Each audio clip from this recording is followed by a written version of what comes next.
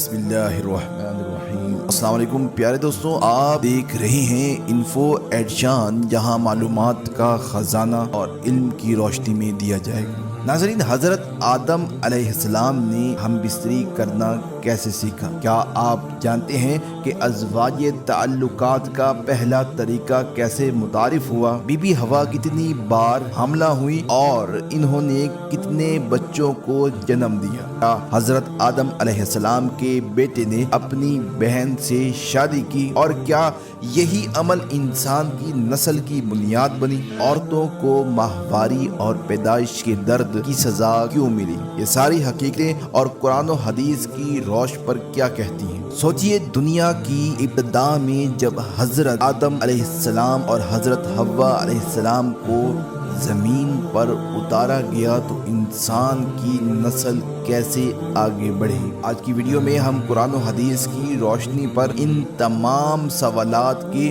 جوابات تلاش کریں گے۔ پیارے دوستوں، جیسا کہ آپ کو علم ہوگا کہ اللہ تعالیٰ نے اس دنیا میں سب سے پہلے جنات و دیگر مخلوقات کو پیدا فرمایا۔ اگر ان کے سرکش اور فسادات کے باعث فرشتوں کو بھی کشمکش ہوئی تو اس وجہ سے زمین کے اصل حقدار یعنی حضرت انسان کی ہونے کی راہ ہموار ہوئی۔ اللہ تعالیٰ نے اس قصے کی ابتدا اپنے اور فرشتوں کے مابین ہونے والے مکالمے سے کی۔ ایھا الذین، جب اللہ تعالیٰ نے اعلان فرمایا کہ میں زمین پر اپنا خلیفہ یعنی نائب بنانے والا ہوں تو فرشتوں نے سوال کیا کہ کیا انسان نائب بنے گا جو فساد پھیلائے گا؟ اللہ تعالیٰ نے فرمایا کہ میں وہ جانتا ہوں جو تم نہیں جانتے۔ پھر مٹی سے پتلا بنایا جاتا ہے اور روح پھونکی جاتی ہے اور حضرت آدم علیہ السلام کی تخلیق مکمل ہوتی ہے۔ حضرت عبداللہ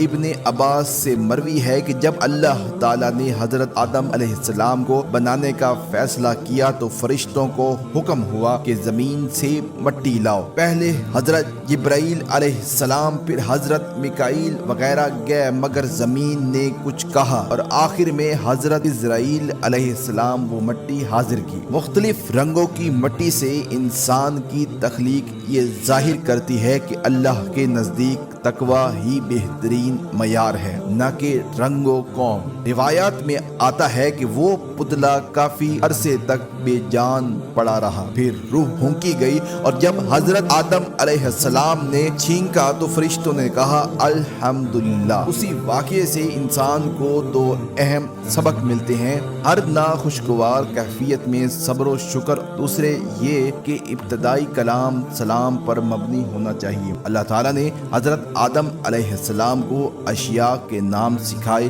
فرشتوں کے سامنے ان کو حاضر کر کے پوچھا گیا، فرشتے جواب نہ دے سکے اور حضرت آدم علیہ السلام نے فوراً نام بتا دیے۔ پھر اللہ نے فرشتوں سے کہا کہ میں نے کیا کہا، میں وہ جانتا ہوں جو تم نہیں جانتے۔ اس کے بعد سب کو حکم ہوا کہ آدم کے سامنے سجدہ زیر ہو جاؤ۔ تمام فرشتے سجدہ کرتے ہیں سوائے ابلیس کے۔ ابلیس نے کہا میں انسان سے بہتر ہوں، مجھے آگ سے بنایا گیا ہے اور اس انسان کو مٹی سے۔ اس تکبر سے اسے نکال دیا گیا۔ اللہ تعالیٰ نے ابلیس سے دریافت کیا کہ تم سجدہ نہ کیوں کیا، اور اس نے تکبر اور عذر پیش کیا۔ اس کے نتیجے میں شیطان دربار سے نکالا گیا اور وہ لوگوں کو بہکانے کا وعدہ کرتا ہے، میں تمہارے سامنے پیچھے دائیں بائیں آؤں گا جیسی وسوسے انگیز باتیں۔ ادھر اللہ نے حضرت آدم علیہ السلام کی نسل کی ارواح کو جمع کر کے ان سے عہد لیا کہ میں تمہارا رب نہیں؟ سب نے جواب دیا کہ ہاں، ہم اس بات کے گواہ ہیں کہ آپ ہی ہمارے رب ہیں۔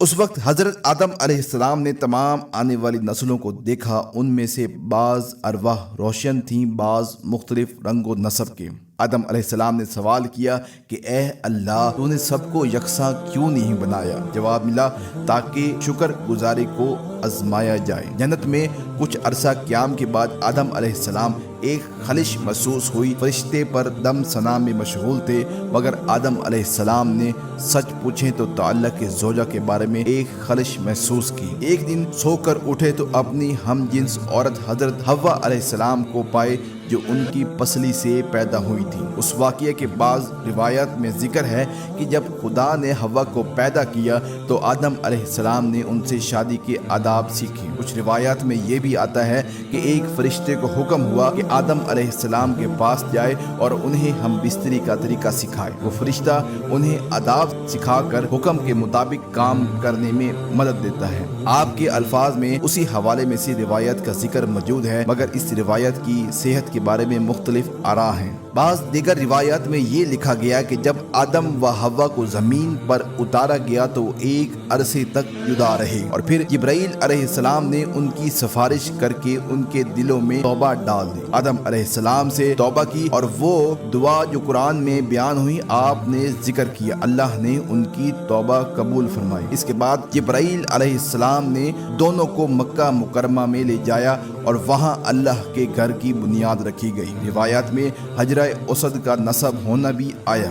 عرفات کے میدان میں آدم علیہ السلام اور حوا علیہ السلام کی ملاقات ہوئی اور انہیں ایک دوسرے کا تعارف کروایا گیا۔ کیونکہ جنت میں انہیں قربت سے روکا گیا تھا، اس لیے زمین پر آنے کے بعد وہ ایک عرصہ تک ایک دوسرے سے جدا رہے۔ پھر اللہ کے حکم سے قربت کا طریقہ سکھایا گیا، نسل انسانی کی ابتدا ہوئی۔ پیارے دوستوں، ایک روایت میں یہ ہے کہ جب حوا کو پیدا کیا تو آدم علیہ السلام نے مہر ادا کرنے کا حکم مانا۔ فرشتوں نے مہر کے طور پر درود پاک پڑھنے کا کہا۔ روایتوں میں مختلف تکرار کے ساتھ مہر کا ذکر ملتا ہے۔ اس سے معلوم ہوتا ہے کہ نبی صلی اللہ علیہ وآلہ وسلم ہر چیز کے لیے وسیلہ ہیں، یہاں تک کہ آدم علیہ السلام کے مہر کے معاملے میں بھی درود پاک بطور وسیلہ آیا۔ دوسرے روایات کے مطابق آدم علیہ السلام اور حوا علیہ السلام شجر ممنوعہ کے پھل کھانے کے بعد زمین پر آئے۔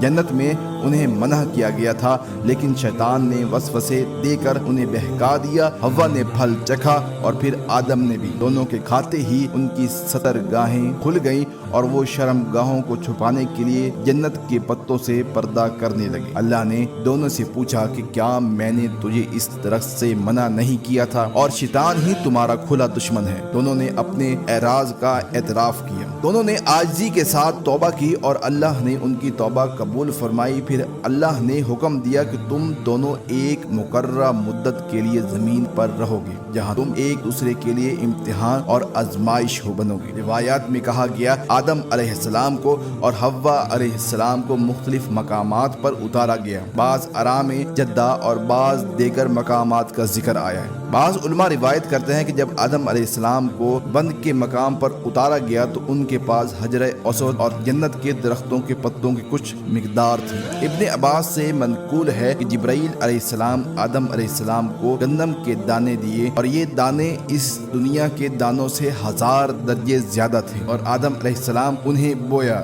وہاں سے فصل اگی، محنت و مشقت کے بعد روٹی تیار کی۔ یہ انسان کی محنت و مشقت کا ابتدائی سبق بھی ہے۔ اب سوال یہ اٹھتا ہے کہ حوا کتنی بار حاملہ ہوئی اور کتنے بچوں کو جنم دیا؟ اس بارے میں مختلف روایتیں ہیں۔ ایک روایت میں آتا ہے کہ حوا 20 بار حاملہ ہوئی اور 40 بچوں کو جنم دیا۔ روایتیں مختلف ہیں اور بعض نے کہا کہ وہ مکہ مکرمہ میں یا جدہ میں دفن ہوئی ہیں۔ مقامات کے بارے میں اختلافات موجود ہیں۔ بعض تاریخی روایات میں کہا گیا کہ ایرانیوں نے حوا کا پہلا مقبرہ بنایا اور بعض روایتیں اسے مکہ یا جدہ میں رکھنے کا ذکر کرتی ہیں۔ تاریخی حقائق کو تاریخ کے ماہرین بہتر جانچ کر بتا سکتے ہیں، یہاں مختلف اقوال کا ذکر موجود ہے۔ دوستوں، سب سے چونکا دینے والا سوال یہ ہے کہ آدم علیہ السلام کے بیٹے نے اپنی بہن سے شادی کی، کیا یہی نسل بنیادی ہیں؟ اس بارے میں تفصیل یہ ہے کہ مختلف علماء اور مفسرین اس موضوع پر مختلف آراء ہیں۔ آپ کے متن بھی مفسرین کا حوالہ ہے۔ مثلا حافظ ابن کثیر رحمۃ اللہ علیہ اس قصبے پر روشنی ڈالی کہ ابتدائی حالات میں ایک بیٹا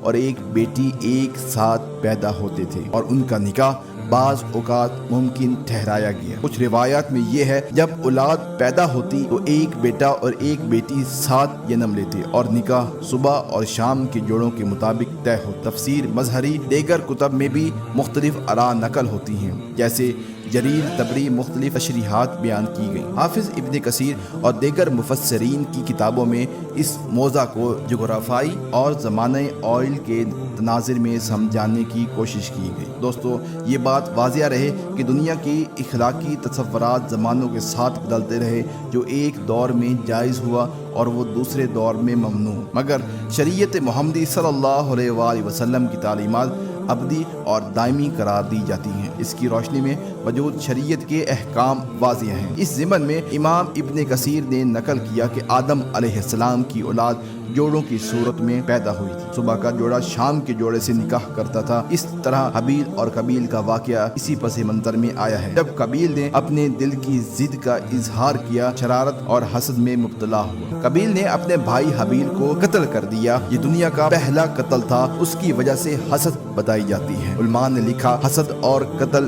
اس فعل کا دائرہ خطرناک ہے اور اس کی سزا اور نتائج سخت ہیں۔ اس پورے پس منظر میں روایات اور مفسرین کا حوالہ جات موجود ہے، جن کا ذکر آپ نے ابھی اپنے متن میں کیا تھا۔ پیارے دوستو، جب قابیل نے اپنے بھائی حابیل کو قتل کیا تو پوری کائنات میں پہلا قتل رونما ہوا۔ اس کی وجہ حسد تھی۔ روایات میں آیا کہ قابیل حسد کی آگ میں جل کر ایسا فعل انجام دیتا ہے۔ حضرت آدم علیہ السلام نے بڑی پریشانی اور رنج میں اماں حوا کو بتایا کہ حابیل قتل ہو گیا ہے۔ اماں حوا کی حالت افسردگی اور بے ہوشی کی صورت اختیار کر گئی۔ آدم علیہ السلام نے دکھ میں کہا کہ اگر تمہارا بیٹا مر گیا تو یہ کیسا معاملہ ہوگا، میں کبھی اسے نہ دیکھوں۔ یہ صدمہ ان کے لیے ناقابل برداشت تھا، مگر پھر انہوں نے قبر کھودی تو حابیل کی لاش سامنے آئی، سر زخمی اور خون میں اسے منظر میں اماں حوا کو ہلا کر رکھ دیا۔ یہاں سے انسانیت میں حسد اور قتل کی شروعات کی تاریخ ملتی ہے۔ علماء نے اس فعل کو انتہائی سنگین جرم قرار دیا۔ اس واقعے کے بعد آدم علیہ السلام نے ایک مدت کے لیے تنہائی اختیار کی اور خوف شرمندگی کے عالم میں رہنے لگے۔ بعض روایات میں ذکر ہے کہ شیطان دوبارہ ان کے پاس آ کر مختلف وسوسے ڈالتا رہا اور لوگوں کے گمراہ کرنے کی کوشش کرتا رہا۔ قابیل نے مختلف تختیات اپنائی، یہاں تک کہ کہانیوں میں آتا ہے کہ شیطان نے اس کی مدد سے شکار کے ذریعے ایک انسان کو مار دینے کے انداز دکھایا تاکہ قابیل قتل کے جرم کو انجام دے سکے۔ دوستوں، اس واقعے میں ہمیں یہ سبق ملتا ہے کہ حسد اور قتل انسان کی زندگی کو تباہ کر دیتے ہیں۔ اللہ ہمیں ایسے گناہوں سے بچائے۔ اس واقعے کے ذریعے انسانیت کو اخلاقی سبق ملا کہ شریعت میں عدل و انصاف اور تقوی کی اہمیت بنائیں۔ بادشاہ آدم علیہ السلام نے اپنی اولاد سے کہا کہ وہ ان کی قبر پر دعا کریں اور وہی طریقہ اپنائے جو ان کے لیے خلاصہ ہدایت تھا۔ روایات میں آتا ہے کہ فرشتوں نے آدم علیہ السلام کے بچوں کو ہدایت کی اور ان کے باپ کا کفن اور تدفین کا طریقہ بتایا۔ بعض کہاوتیں اور لوگ روایات بھی اس واقعے کے گرد گھومتی ہیں کہ تاریخ دان اور مفسرین نے مختلف آراء نقل کی۔ دوستوں، یہ بات واضح رہے کہ روایات اور اقوال میں فرق ہو سکتا ہے۔ کچھ مقامات، اعداد و شمار اور واقعات میں اختلاف پایا جاتا ہے۔ اس لیے تاریخ کے ماہرین، مفسرین اور علماء نے مختلف کتابوں میں اس سلسلے سے تفصیل لکھی ہے۔ جیسا کہ انہوں نے لکھا کہ یہ اس کائنات کا پہلا قتل ہے اور پہلے قتل کی وجہ حسد تھی اور اسی وجہ سے علماء نے اس فعل کو بڑی سنگین سے دیکھا۔ اس واقعے کے بعد انسانیت نے قتل، حسد اور فتنے کے زہریلے پھل دیکھے اور شریعت نے ان اعمال سے بچنے کی ہدایت دی۔ دوستوں، اس پورے قصے سے ہمیں عبرت لینے کی ضرورت ہے کہ حسد کس قدر خطرناک ہے اور کس طرح ایک عمل ایک عقل مند انسان کو بربادی میں مبتلا کر دیتی ہے۔ ہمیں جو اس تاریخی ویڈیو سے سبق ملتا ہے وہ یہ ہے کہ سب سے بڑی مصیبتیں اندر سے آتی ہیں۔ نفس امارہ اور شیطان کی چالیں انسان کو برباد کر دیتی ہیں اور یہی وجہ ہے کہ ہمیں توبہ، استغفار اور اللہ کی طرف رجوع کی ہدایت نصیب ہوئی۔ اللہ ہمیں حضرت آدم علیہ السلام و حوا کی طرح معافی مانگنے کی توفیق عطا فرمائے۔ جس کسی نے اگر مکمل ویڈیو دیکھی ہے، ایک بار درود شریف پڑھ کے کامنٹس میں ڈن لکھیے تاکہ ہم بھی آپ کے لیے دعا کر سکیں۔